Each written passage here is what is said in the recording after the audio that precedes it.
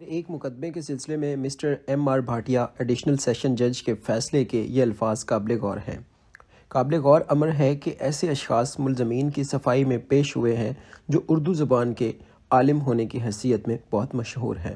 مثال کے طور پر بہادر Abdur Rahman Chughtai, mister K L Kapoor professor D A V college, Rajinder Singh Bedi اور doctor I Latif professor F C college جو کہ بطور گواہان صفائی پیش ہوئے ہیں۔ سب کی رائے ہے کہ مضمون بو میں ایسی کوئی چیز نہیں جو شہوانی حسیات پیدا کرے، بلکہ ان لوگوں کا کہنا ہے کہ مضمون ترقی پسند ہے اور اردو ادب کے ماڈرن رجحان سے تعلق رکھتا ہے۔ حتیٰ کہ استغاثے کے گواہ نمبر 4 بشیر نے دوران جرا تسلیم کیا کہ مضمون انسان کے اخلاق پر برا اثر نہیں ڈالتا۔ تحت عدالت فاضلہ نے ہندوستانی نوجوانوں کی تعیش پسندی کا ذکر کرتے ہوئے افسوس کیا ہے اور اس بات پر ماتم کیا ہے کہ ملک میں ہندوستانیوں کا پرانا کریکٹر نابود ہوتا جا رہا ہے۔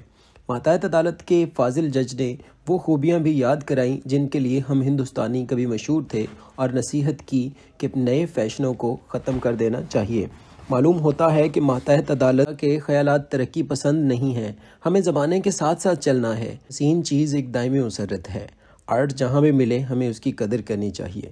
آرٹ خواہ وہ تصویر کی صورت میں ہو یا مجسمے کی شکل میں، سوسائٹی کے لیے قطعی طور پر ایک پیشکش ہے، چاہے اس کا موضوع غیر تصوری کیوں نہ ہو۔ یہی کلیات تحریروں پر بھی منطبق ہوتا ہے۔ جب ملک کے مشہور معروف آرٹسٹوں اور ادیبوں نے ملزمین کے حق میں کہا ہے، سارا فیصلہ یہی ہو جاتا ہے۔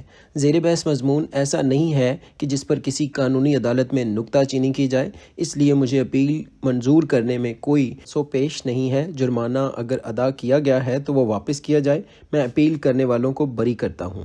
اس فیصلے سے یہی نتیجہ اخذ ہوتا ہے کہ آرٹ فوش نہیں ہو سکتا اور کسی فن پارے پر کسی قانونی عدالت میں نکتہ چینی نہیں کی جانی چاہیے۔ کوئی لٹریری پیس یعنی ادب پارہ معیاری یا غیر معیاری ہو سکتا ہے، اس لیے کہ آرٹسٹ ہو سکتا ہے اپنا معیار قائم نہ رکھ سکے۔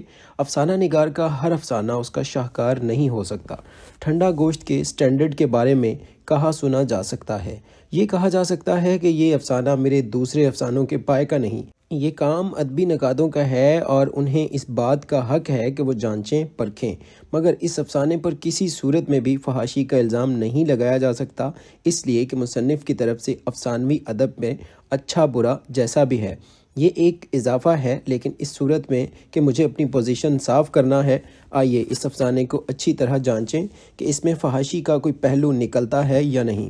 افسانہ ٹھنڈا گوشت جیسا کہ ظاہر ہے ایک افسانہ ہے جس کا عقبی منظر یوں تو گزشتہ فسادات میں ہے، لیکن دراصل جس کی بنیاد انسانی نفسیات پر قائم ہے اور انسانی نفسیات سے چولی دامن کا ساتھ ہے۔ افسانے میں دو کردار ہیں، ایشر سنگھ اور اس کی داشا یا بیوی کلونت کور۔ دونوں ڈھیٹ قسم کے گوار سکھ ہیں، دونوں جنسی لحاظ سے بہت تگڑے ہیں۔ یوں کہنا چاہیے کہ ایشر سنگھ کو جنسی تشفی صرف کلونت کور جیسی عورت ہی دے سکتی ہے، اور کلونت کور کو جنسی تفشی صرف ایشر سنگھ ایسے مضبوط اور توانا مرد ہی سے مل سکتی ہے۔ دونوں کی جنسی زندگی بڑی ہموار تھی، لیکن ایک وقت ایسا آتا ہے کہ جب کلونت کور محسوس کرتی ہے کہ ایشر سنگھ تبدیل ہو گیا ہے، اس کی جنسی محبت میں پہلی سی توانائی نہیں رہی اور اس سے بے رخی برت رہا ہے، کسی اور عورت سے اس نے ناطہ جوڑ لیا ہے۔ اصل بات یہ تھی کہ سردار ایشر سنگھ ایک زبردست نفسیاتی رد عمل کا شکار تھا، جس کے باعث اس کی جنسی توانائی قریب مفلوج ہو چکی تھی۔ وہ لوٹ مار کے دوران میں قتل و غارت کرنے کے بعد ایک نوجوان مسلم دوشیزہ اٹھا لایا تھا کہ تبدیلی کے دور پر وہ اس سے جنسی اٹھائے، مگر جب اس نے ایسا کرنا چاہا تو اسے معلوم ہوا کہ لڑکی دہشت کے مارے اس کے کندھوں پر ہی مر چکی تھی اور اس کے سامنے ایک ٹھنڈی لاش پڑی تھی، اس کی تپی ہوئی شہوانی خواہشات کے سامنے ٹھنڈے گوشت کا لوتھڑا۔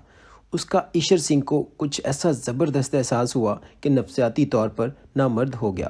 اگر ایشر سنگھ کو ٹھنڈی عورتوں سے سابقہ پڑا ہوتا، اگر ایشر سنگھ خود ٹھنڈا مرد ہوتا تو اتنا زبردست رد عمل نہ ہوتا، مگر جیسا کہ اس کا کردار پینٹ کیا گیا ہے، وہ جنسی لحاظ سے بہت ہی توانا تھا اور اس کا جنسی رشتہ ایک ایسی عورت سے تھا جو ہر لحاظ سے اس کی ہم پایا تھی۔